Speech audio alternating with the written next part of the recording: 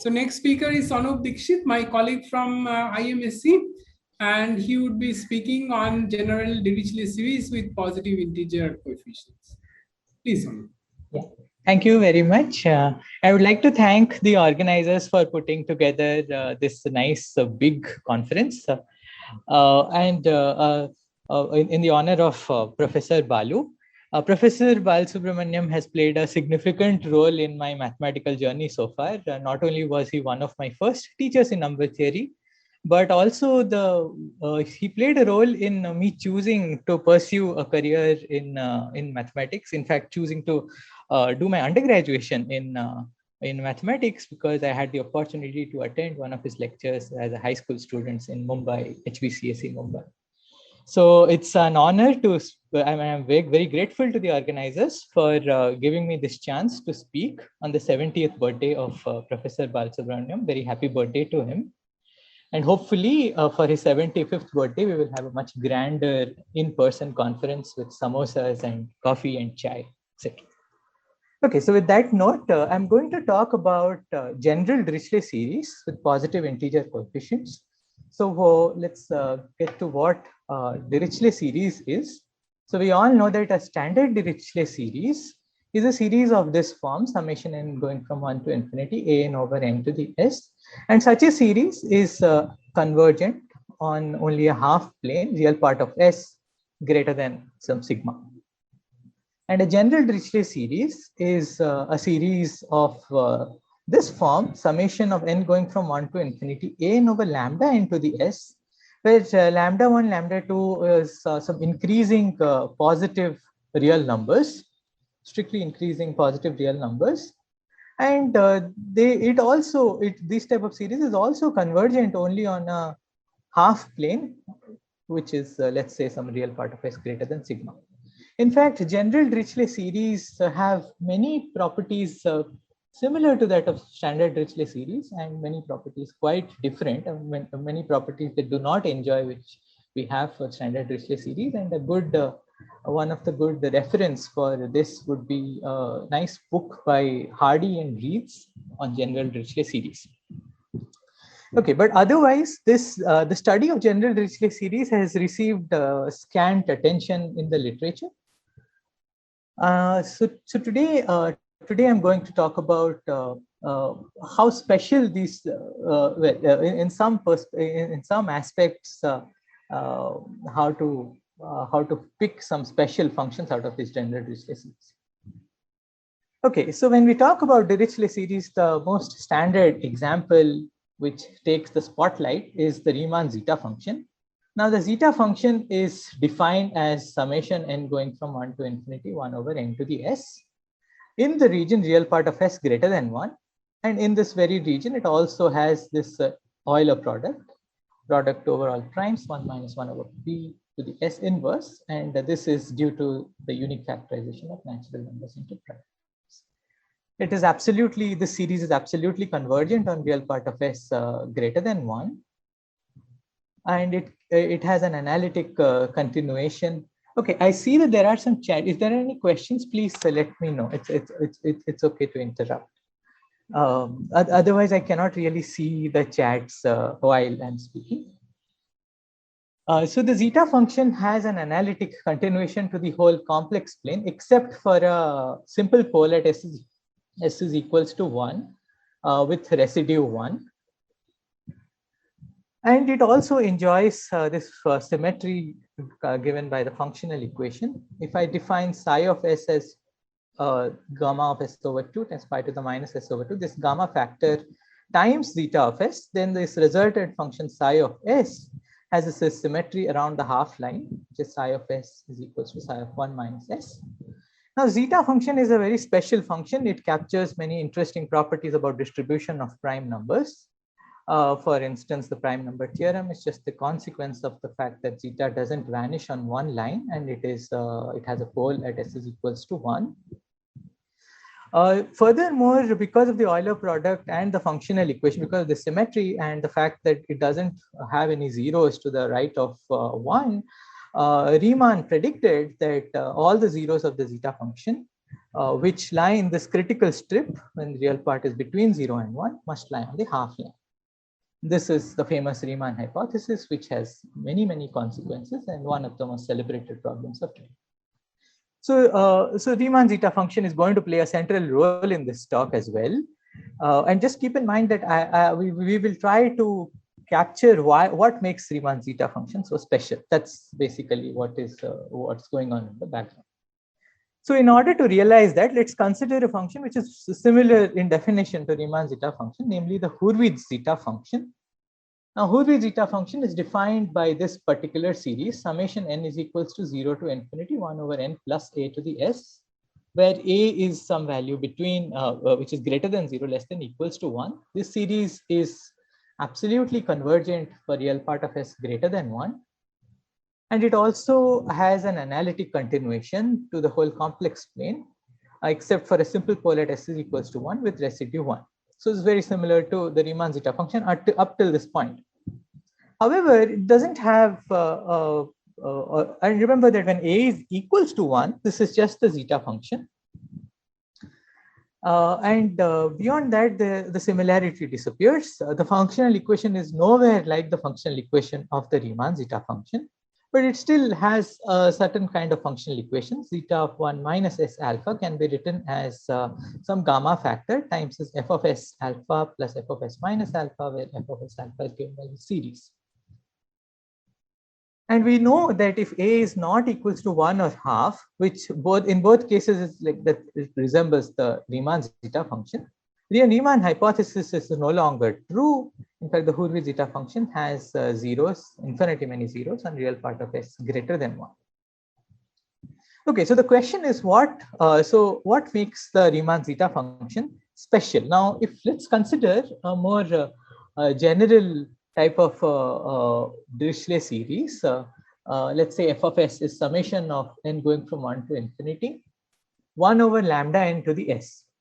So this is a general Dirichlet series, and of course this lambda n's have this property that they are all strictly increasing set of positive positive real numbers.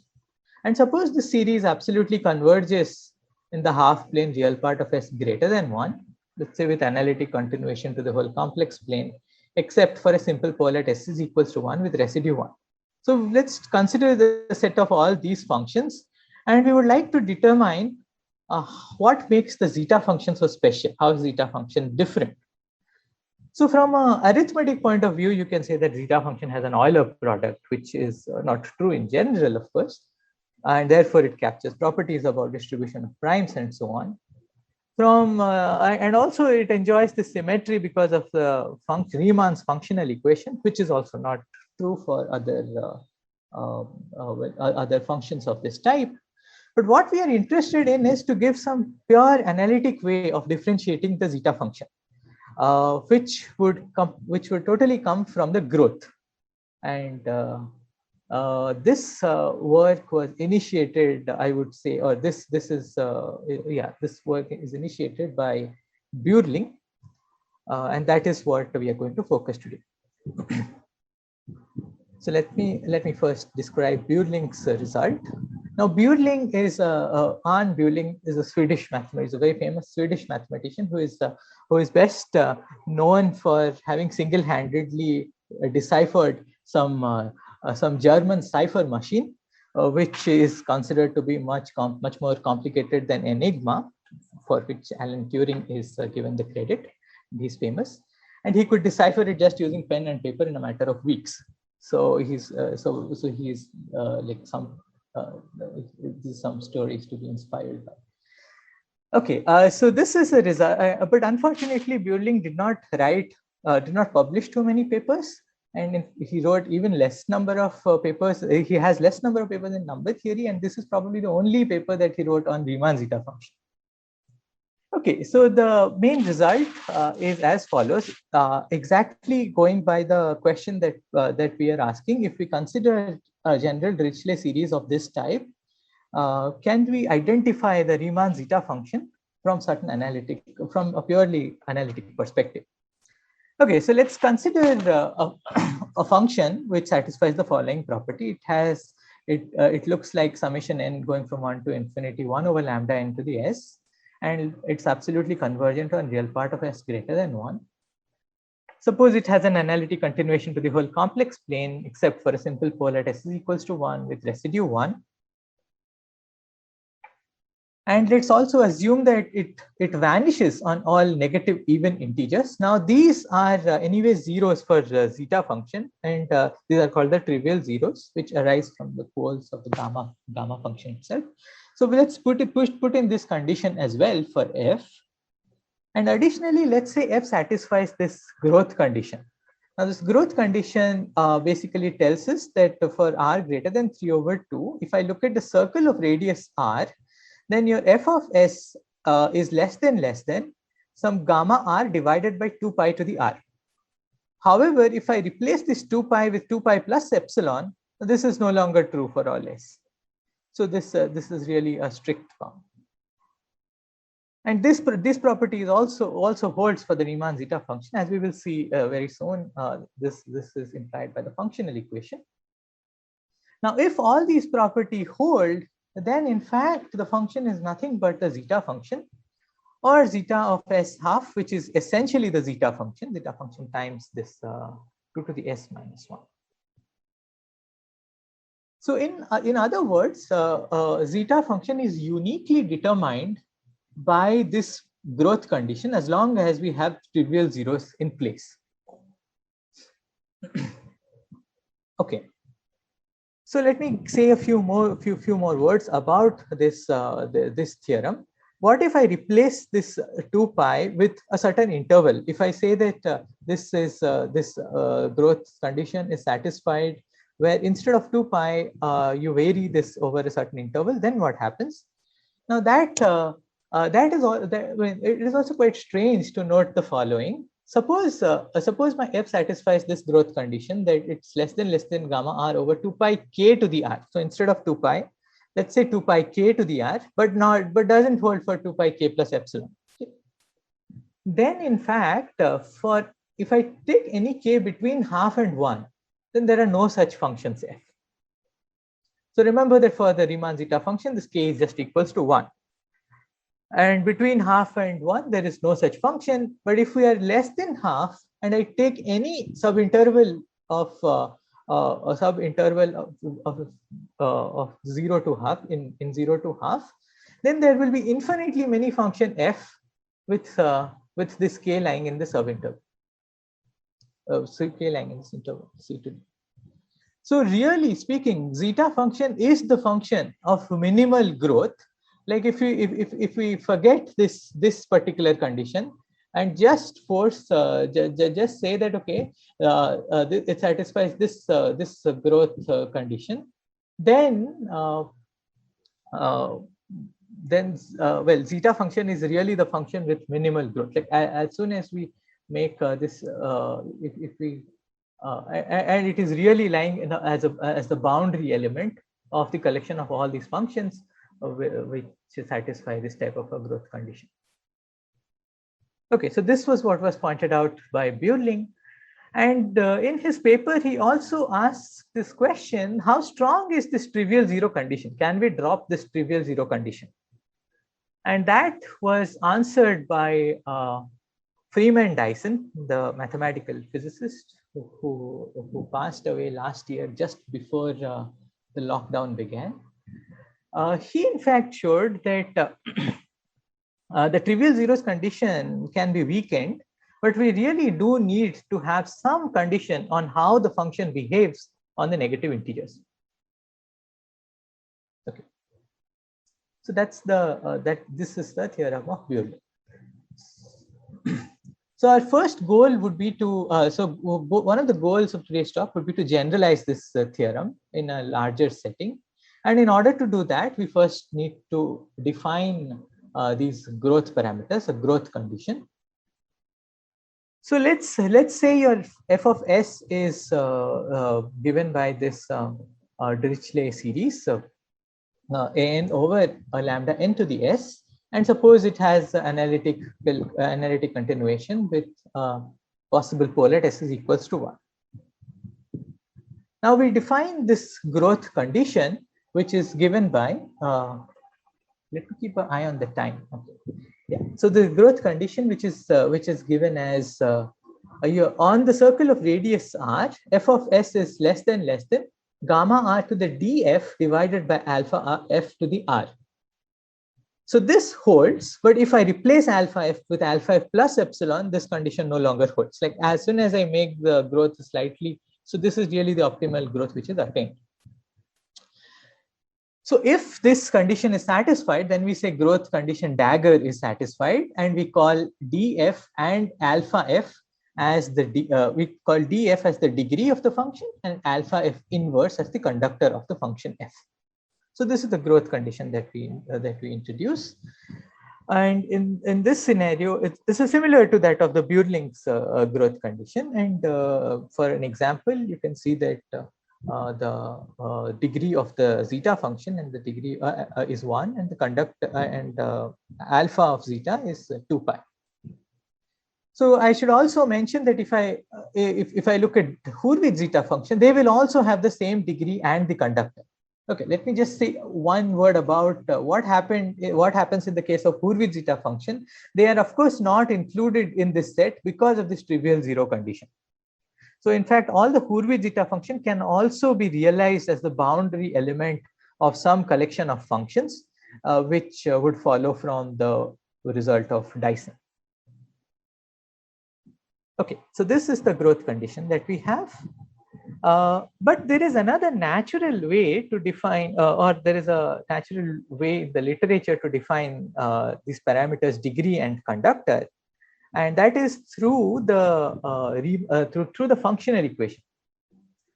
Now I say that the function f satisfies a Riemann type functional equation if there exists real numbers, positive real numbers, q and alpha I, q strictly greater than 0, alpha I greater than equals to 0, and some complex numbers beta I with a real part of beta I greater than 0, and some omega with which is a root of unity, such that if I multiply this particular gamma factor to f of s, and the resultant function phi of s would satisfy this symmetry. Phi of s is equals to omega times phi bar of 1 minus s1.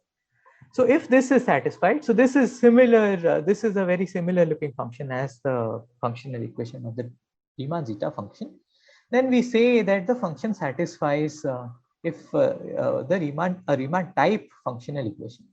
And if it does so, then there is a way to define degree and conductor. As we saw in one of the previous talks today, the degree is defined as twice of summation of all these alpha i's. This is a finite product. I should have written I is equals to 1 plus m or something. And this qf is the conductor is defined as the following thing: 2 pi to the df q square product of I alpha I to the 2 alpha I. Now these definitions of degree and conductor bear a similarity to the definition of degree and conductor that we have incorporated using our growth condition. So the degree coming from the functional equation would be equal to the degree coming from the growth condition. And the conductor, remember I defined alpha f inverse as the conductor, and that is very similar to the conductor defined as qf, which is just differs by 2 pi to the df. Okay. So now we have a notion of degree and conductor just coming from the growth. Now remember that whenever we have a functional equation, we automatically have a growth condition. But growth condition as such is a much thweaker condition. There will be many functions which may or may not satisfy the functional equation, but would satisfy the growth condition.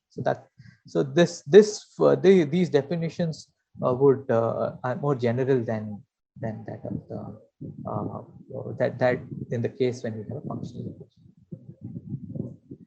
So one of the ways to look at Burling's result is as a converse theorem. Now, just to highlight it, let me remind you of Hamburger's converse theorem. So he says that it says the following: if you have a Dirichlet series from a summation of n over n to the s, absolutely convergent on real part of s greater than 1, which has an analytic continuation except for a possible pole at s is equals to 1, And suppose it satisfies the same functional equation as the Riemann zeta function, then it has to essentially be the Riemann zeta function itself, constant times the Riemann zeta function, where the constant is a complex number. Now, one should look at Bure-Link's theorem in the following perspective. We don't really need the full strength of the functional equation. All we need is the growth has to be very similar. That means it has the same degree and the conductor.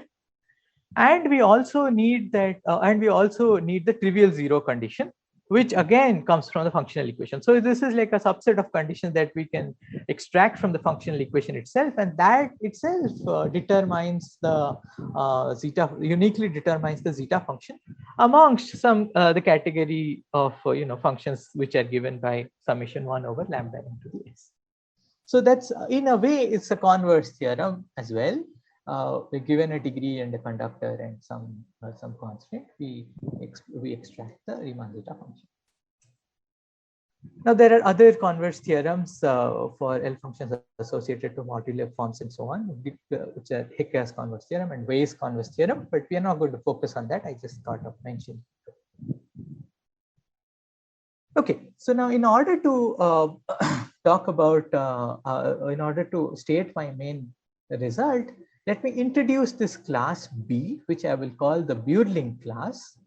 Now, Bure-Link class consists of all those meromorphic functions which satisfy the following properties.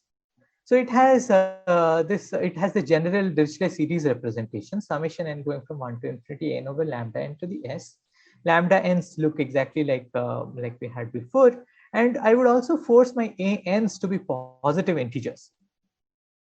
And suppose this general Dirichlet series is absolutely convergent in the half-plane real part of S greater than 1. And let's say it has an analytic continuation to the whole complex plane, except for a simple pole at S is equals to 1 with residue rho f. Now we will certainly have a pole because of Landau's theorem. Now Landau's theorem also holds in the context of general Dirichlet series. As long as we have positive coefficients, we will have a pole on the axis of absolute convergence. S is equals to the axis of absolute convergence. But this need for the simple pole is actually not there. But our main theorems that I have shown are when we have a simple pole. So just for simplicity, one can probably work out the details when we have a pole of a higher order. Okay. So it has analytic continuation with a simple pole at S equals to 1 with residue rho f. And suppose it satisfies the growth condition dagger, that's the gamma of r to the degree divided by the conductor to the r. And let's say the invariants, it satisfies the growth condition and therefore gives, there are these invariants df and alpha f associated to it. And let's also force the trivial zero condition that on all the negative even integer multiples of the degree, the function takes value 0. Then, in fact, one can one can get a theorem very similar to that of the result of Bure-Link. So it says that if you have a function in B with, let's say, the degree as a positive integer, and suppose it satisfies this condition, alpha f is greater than something pi times rho f divided by sine pi over 2 df equal to the df, some weird looking condition, then in fact there are at most twice of df number of elements in B, such that their degree, their conductor and their residue are the same. So this is a strict generalization of Bure-Link's result. Now, where if you take the degree to be 1 and the conductor to be 2 pi, then this will precisely yield Bure-Link's result. Then this condition and the residue to be 1, this condition will be satisfied and it will yield Bure-Link's result. So this is what I showed, which appeared in last year, and there is a recent improvement that we can drop this condition, and then we will still get some finite number of elements in the Bure-Link class with the same degree, conductor, and the residue. I will talk more about what happens when we drop the condition and what sort of consequences we get in a short while.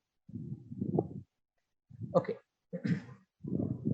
Now, to give some context to this theorem, let me talk a little bit about more well-known class which has been extensively studied, namely the Selberg class.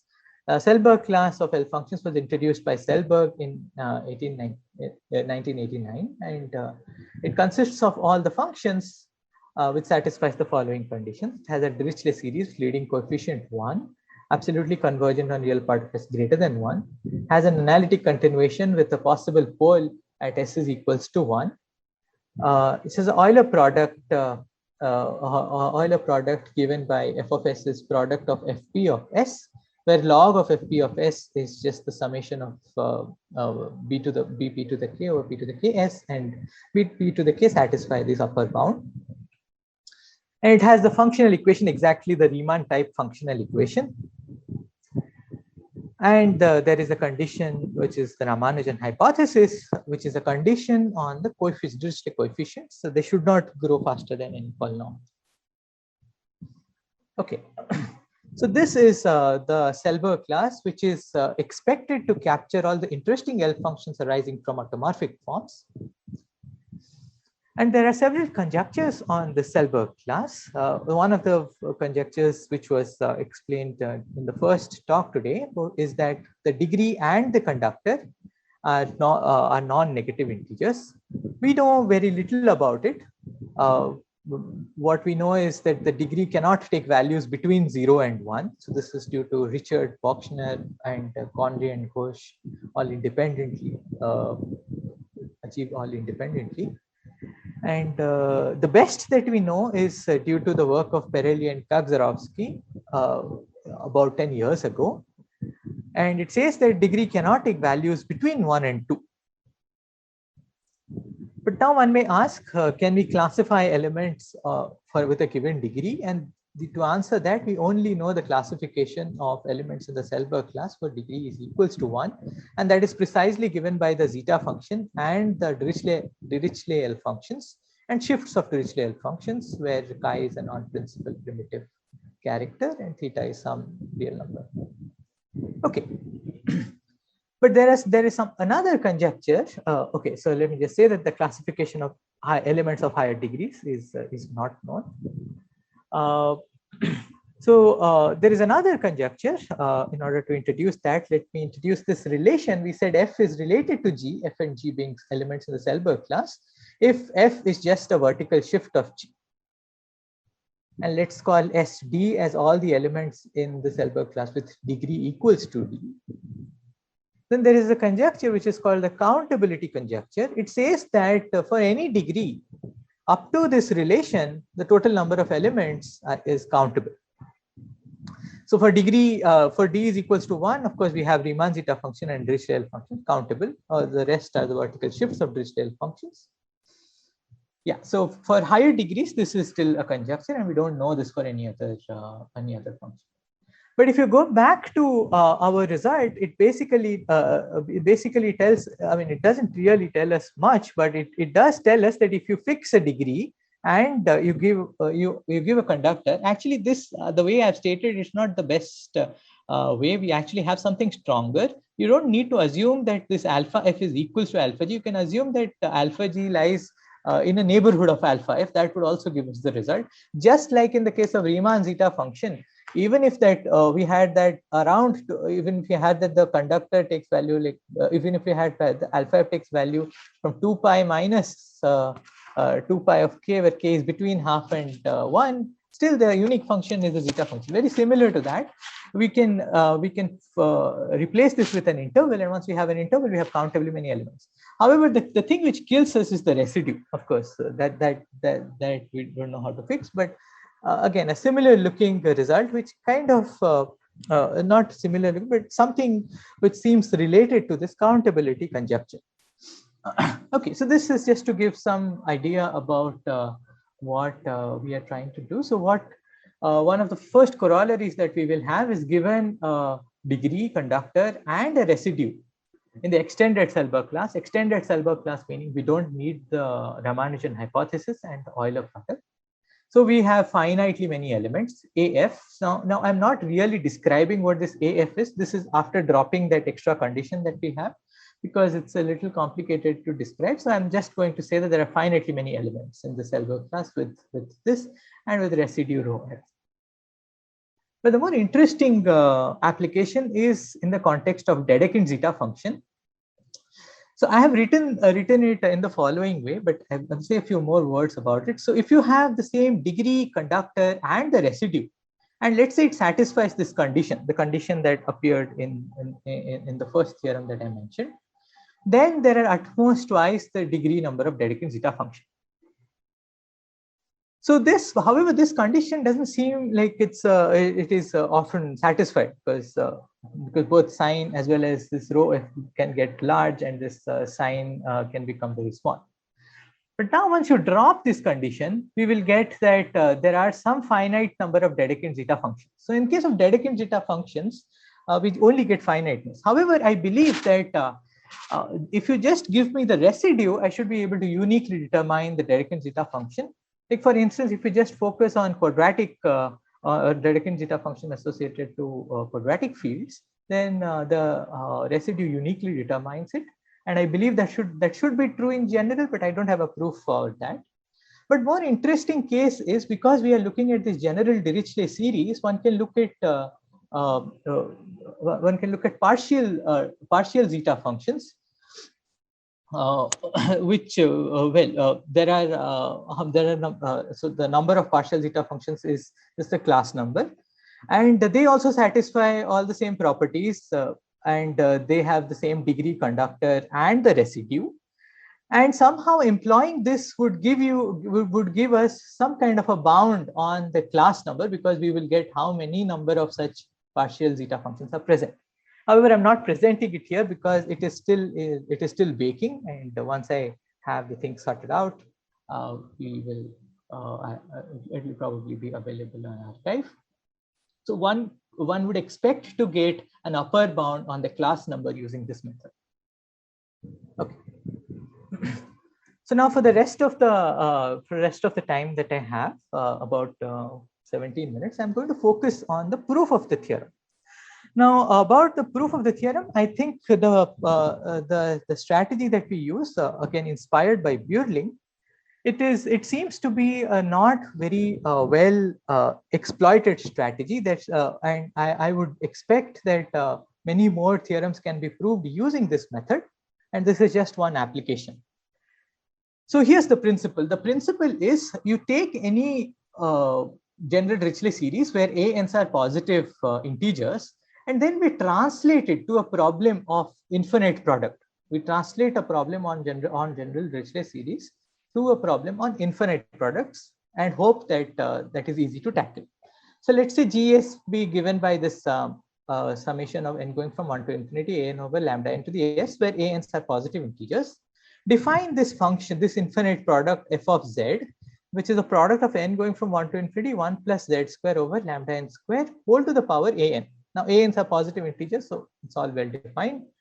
And because this series is absolutely convergent for real part s greater than 1, we can conclude that this product is in fact an entire function. And now once we put squares here, it will give us that the product is an even function. So on the real line, whatever value it takes on the right hand side, same value it will take on the left hand side. Okay, so now we use the following identity. Integral of 0 to infinity log 1 plus x square dx over x to 1 plus s, given by pi over s times sine pi s over 2. Now this holds when the real part of s is between 0 to half. Now if we change variables x to x over lambda n, then we get the following. In the same regions between 0 to half, I get this on the left hand side, and on the right hand side, if I raise it to a power an, I get an over lambda n to the s times this pi over s sine pi s over 2. Now what we will do is we will just add this over n. Then on the right hand side, we will get gs, and on the left hand side, we inside the integral, we will get f of z, f of x. And that's exactly what we will do. So this is what we have. But GS is absolutely convergent for real part of s greater than 1. So now we have to change our region where this is where this identity holds to be between, the real part is between 1 and 2. But for our use, this will not really do. I just I mentioned it first, because it is quite simple to mention. But what we need to do is we will have to look at z square over lambda n to the twice of df, where df is the degree. Is also an integer, so that's also positive integer, so it will all be fine. And ultimately we will have the following. So I will define the right hand side as this. So the right hand side then would become something of this sort. We'll have a s over, instead of s we'll have s over df, and here we will have s over df, and we have gs. So notice that we had this condition that gs had trivial zeros on all negative even multiples of df. So that is precisely to cancel all the zeros, all the poles arising from the zeros of this sine function. So what we get is that this psi s can be analytically continued to the whole complex plane, because gs can be analytically continued to the whole complex plane, except for the poles at s is equals to 0. At s is equals to 0, we get a double pole, one coming from here and one coming from here. And at s is equals to 1, the pole that is coming from gs. So now one needs to do some careful bounding on the growth of this psi of s. This is which essentially follows from using Fragment-Lindelof theorem. So the Fragment-Lindelof of the theorem, not of strips but of arcs. So we would apply the Fragment-Lindelof theorem on this arc, and then we would apply it on this arc. And finally, what we get is, in this particular region, in the region R, this phi s divided by this particular term is bounded. Now, again, what we are using is we are using the growth condition that we had for g of s. Okay. And we also use this lemma, which is a property of the gamma function, not very difficult to show. Integral from -∞ to infinity, gamma of 2 plus 1 sigma plus 2 of plus it is bounded by sigma cube of gamma of sigma, where sigma greater than 2. Now, using both these lemmas, we would obtain the following: that the integral of the absolute value of the psi of minus sigma over plus it, where sigma greater than 2. Remember that we had it on the negative axis. So this is bounded by this particular thing. So using both these lemmas. But what was our psi? If you remember, our psi was defined as a Mellin transform of this function f of x. So I can so this was basically my psi after that divided by the df term. So what we have is this: if we take the Mellin transform, then we do have that for c greater than 2, log of f of x is given by this 1 over 2 pi I df integral over c psi of s x to the s over df. Okay. And once we move the line of integration to the left, because we know that the psi has poles only at 0 and 1, so we will get the following. Here log fx is just the main term, and this term comes from the pole arising from g of s at s is equals to 1, and these two terms come from the double pole arising from that s times sin s over df. So once we have all this, and now we already know some bound on this particular quantity using those two lemmas. So what we get is this log of fx minus some function of this particular type is less than this exponentially decaying function. Which, in other words, I can write this as log of fx over this and take exponentiation on both sides, and use the fact that e to the x is 1 plus big O of x, where x is less than 1. So I can say that f of x over this is just 1 plus big O of this particular quantity, because we are exponentiating this term. So what we have obtained here is that my f of x is very, very close to being this particular type of a function. And remember that we are in the region x is greater than 0 on the real line. X is greater than 0 on the real line, and f of x is very, very close to being a constant times x to the power of this times e to the this. Okay, so now we use a very nice application of Carlson's theorem. Let me remind you what Carlson's theorem is. So Carlson's theorem tells us that, okay, so what exactly are we trying to do? We are trying to say that if this happens, then we can pinpoint what the function f is. If we know that f is an entire function and this kind of a property happens, then we should be able to pinpoint what f is. And we use Carlson's theorem to do that. So Carlson's theorem tells us that if you have an entire function of exponential type, that means it is bounded by e to the k absolute value of z. And suppose we know that f has exponential decay on the whole real line, whether you go on the right hand side or the left hand side has exponential decay, then it must be 0. So any entire function cannot have exponential decay in both directions on the real line. So this is an application. Carlson's theorem is an application again of Ragman-Lindelof theorem. But one of the cute applications of Carlson's theorem is the following. It says that if you have, we have exactly two entire functions of exponential type, and let's fix f of 0 to be 1, such that your f of x, if your f of x looks like a to the x to the p minus e to the beta x on both sides, then there are exactly two candidates which satisfies this property. Now remember that when we defined our f of z was an entire function, but it was also an even function. So whatever happens on real part on x greater than 0, the same happens for x less than 0. So so this type of so if once we have this, suppose so when we multiply this to the right hand side, suppose we assume suppose we have that this exponent is less than this exponent, which was precisely the condition in the original theorem, then we would get that f of x looks like this on x greater than 0 up to a term which is exponentially decaying, exactly what we have in this lemma.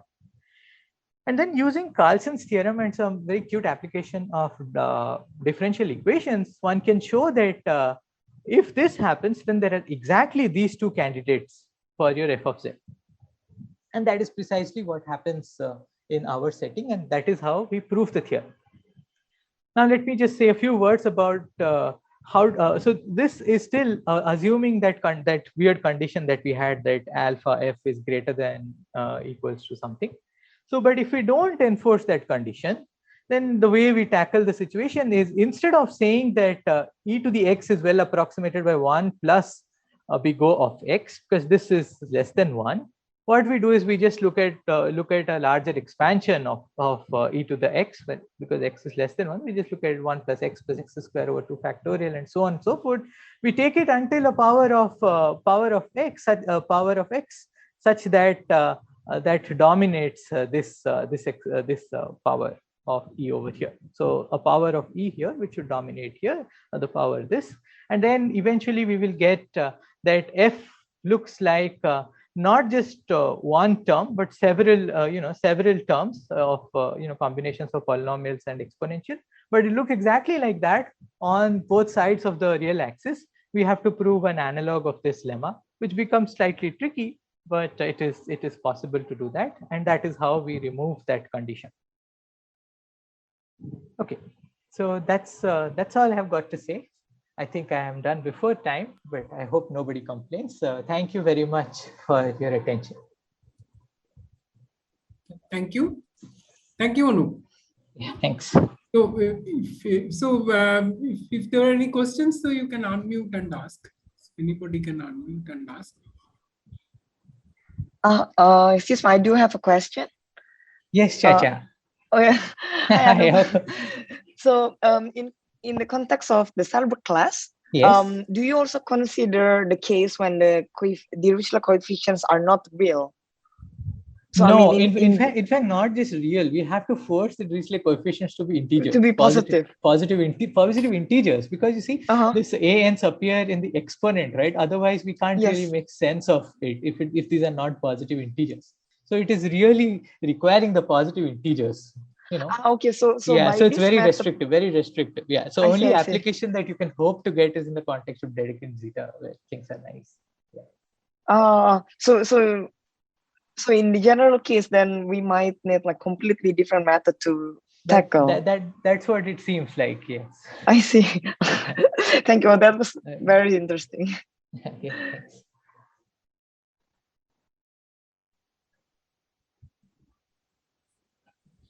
So any other questions?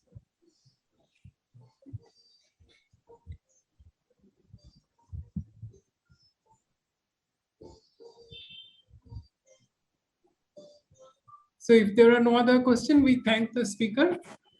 So let me thank the organizers again and wish happy birthday to Professor. Oh, there is a question. No, that's. Anup. Yes. This is Srini. Yeah. Do you assume Euler product? No, there is no assumption on either Euler product or functional equation. Nothing is required. Yeah, because you were talking about partial zeta functions and things like that, right? Yes, but they yeah, but yeah, exactly. So partial zeta functions will immediately go through because they're just some functions.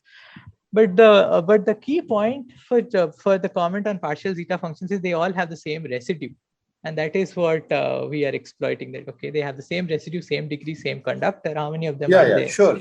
So that's certainly. That's. So Euler product and multiplicativity of ANs are not necessary. Nothing is required. No. Okay. Good talk.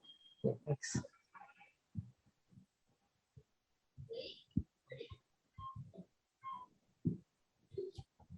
So any other questions?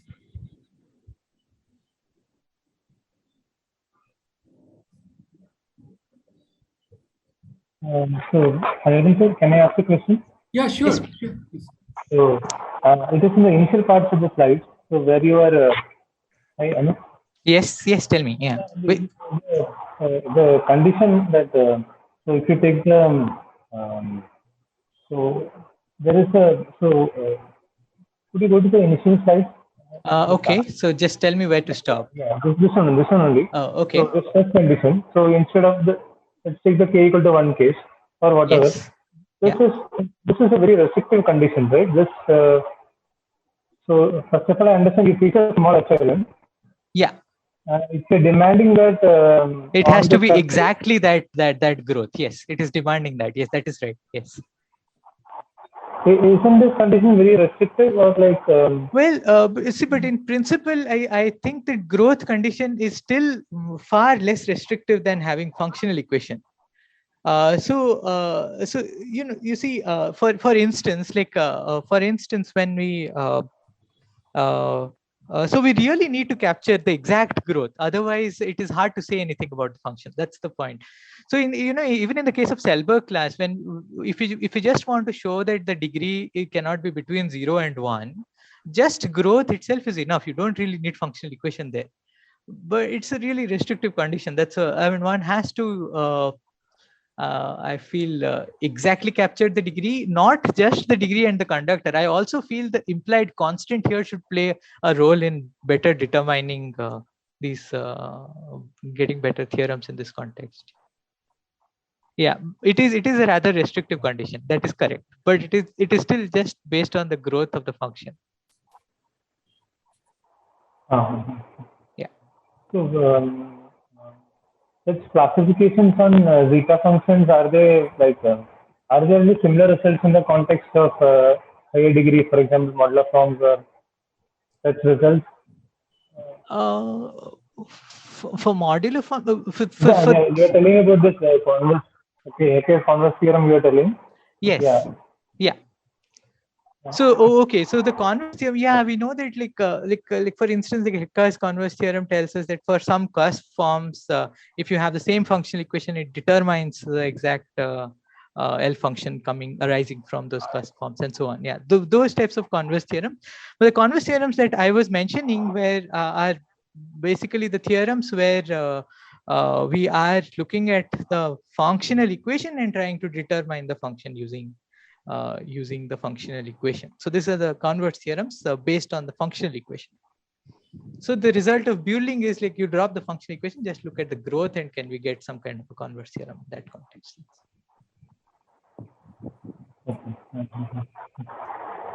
Okay, thanks. Yeah, thanks.